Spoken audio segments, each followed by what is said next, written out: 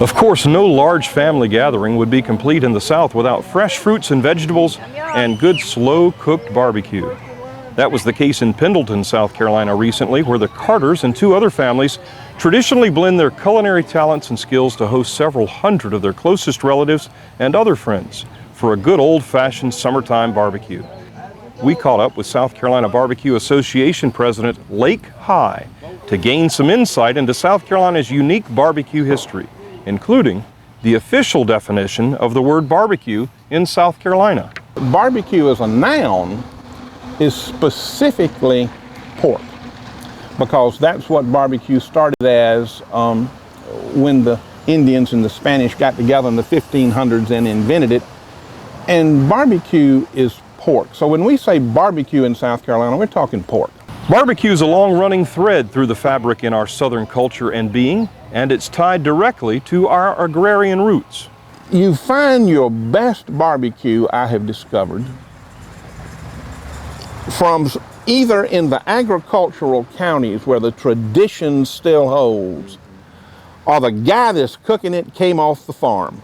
I mean, that's just the way it is. That's where the heritage was. That's where the experience, that's where the knowledge came from. That's where the roots are, and thank goodness. According to High, barbecue is more than a thread in our fabric. It's a cornerstone in our historical foundation as a state, dating back to the original colonies. South Carolina has two things that, well, three really, that makes it the capital. First, it was invented here by the Spanish and the Indians back in the 1500s, when the first colony in the New World was in South Carolina, Santa Elena. It's not there anymore, but it was there, and it was there for a generation.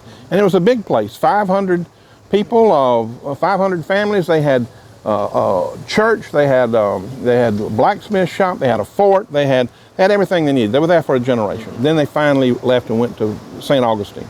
Okay, it was invented there. The second thing is we've got the variety. We've got the longest continuous history of it. I remember a guy from Florida, I was on the radio to him, and he said, well, Lake, how can you say it wasn't invented in Florida? I said, well, tell me, do you have an unbroken tradition of vinegar and pepper down there? And he said, no, actually we don't.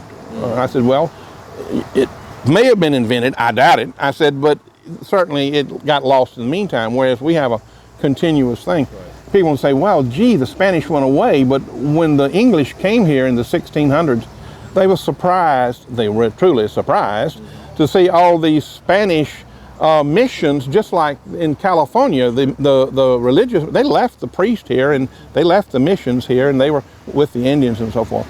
So we've got this unbroken tradition of it. The third thing is we have more barbecue contests in our town, our little towns, than any per capita for our population than any state in the nation. More per capita. There are generally 4 types of barbecue sauces, each found in its own geographic pocket of the state. Heavy tomato is what Madison Avenue executives would have the rest of the world believe is the only type of barbecue sauce. Oddly enough, it's the hardest to find in any of the state's authentic barbecue huts. The oldest is vinegar and pepper, which is primarily in the lower PD and in the PD area of this state. We have mustard sauce, which is an invention of our German heritage. And when you go to a barbecue place, I'll tell you, if you read the sign and it's got a German name on it, it's going to be a mustard sauce inside. If it's Jackie Heights or Bessinger's or Ziegler's or you name it, Price, you know, if it's a German name, there's a mustard sauce inside every time, because it's their heritage. And we've had that sauce in this state since 1730s. And then of course we have the PD sauce, which is a vinegar and pepper sauce, basically, with some tomato added in, a few spices, a little sweetness, that sort of thing. Historically, barbecue was cooked in a shallow open pit dug into the ground, filled with hardwood and covered to help retain the heat and infuse the meat with smoke.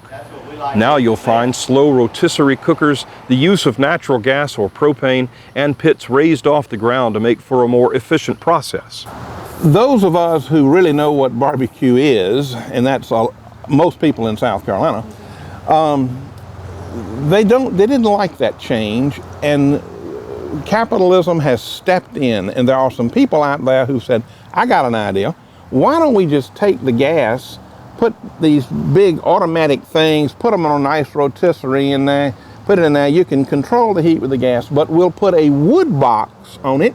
We'll put real wood in there, and blow the smoke in there. And the truth is all of the smoke that the meat's going to absorb, it's going to absorb in about the first 7 hours, or for that matter, the last 7 hours. And so if you're doing whole hog or anything, butts, whatever.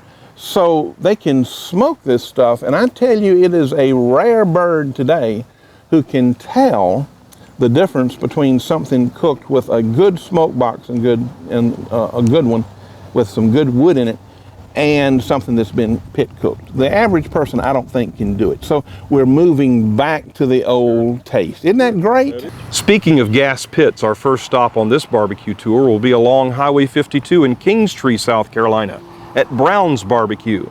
Family farmer and now restaurant owner Tommy Brown has been cooking all his life.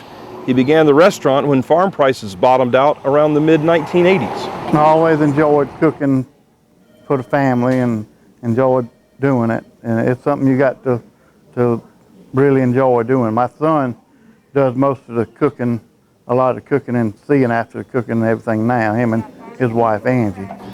They hold a number of national and regional cooking contest awards and cater to places as far away as the nation's capital. People driving through the I-95 corridor often take a detour to stop by and eat their fill from the famous Brown's Barbecue Buffet, which includes pulled pork drenched from homemade vinegar sauce.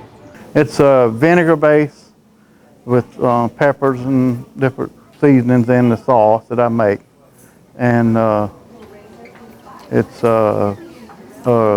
we call it pull barbecue.